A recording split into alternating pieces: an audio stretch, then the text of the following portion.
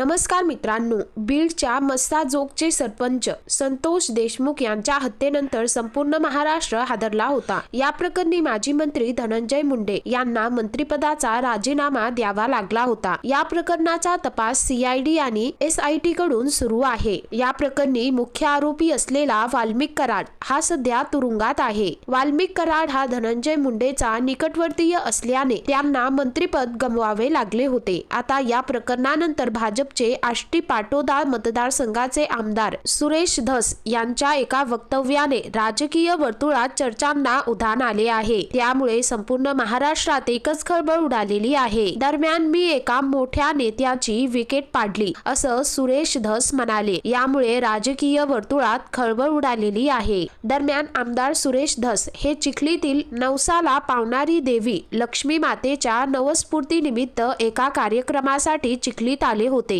यावेळी त्यांची पेढातुला करण्यात आली। या कार्यक्रमात त्यांनी बैलगाडीतून भव्य मिरवणूक काढण्यात आली। या कार्यक्रमात त्यांची बैलगाडीतून भव्य मिरवणूक काढण्यात आली। तसेच यावेळी स्थानिक जनतेने त्यांचं जंगी स्वागत केलं। यावेळी भाषणादरम्यान त्यांनी आपलं मनोगत व्यक्त केलं। नागपूरच्या पहिल्याच अधिवेशनात मी संतोष देशमुख यांचा मुद्दा मांडला आणि त्या प्रकरणी न्यायच मिळवून घेतला। यात एका मोठ्या नेत्याची विकेटही त्यात पाडली। ते पण क्लीन बोल्ड होण्याची पाळी त्यांच्यावर आली, कारण त्यांच्या सहकार्यांनी हा उद्योग केला होता, असे सुरेश धस म्हणाले। यावेळी त्यांनी कोणत्याही राजकीय नेत्याचं नाव नाही घेतलं, पण त्यांनी अप्रत्यक्षपणे धनंजय मुंडे यांच्यावरती टीका केली। एवढंच नाही तर आता हे जिंदाबाद ते जिंदाबाद चाललं आहे, याचं भान जरा राहिलं पाहिजे। आपण कोणाचा जिंदाबाद करतोय? हम सब अंगार हे म्हणायचं, बाकी भंगार हे, अशा पद्धतीच्या घोषणा देतात। याला फुले, शाहू, आंबेडकरांचा महाराष्ट्र म्हणायचा अधिकार आपल्याला आहे का, असा सवालही सुरेश धस यांनी केला। त्याचबरोबर 1,41,000 मतदारांनी मला मतदान दिलं,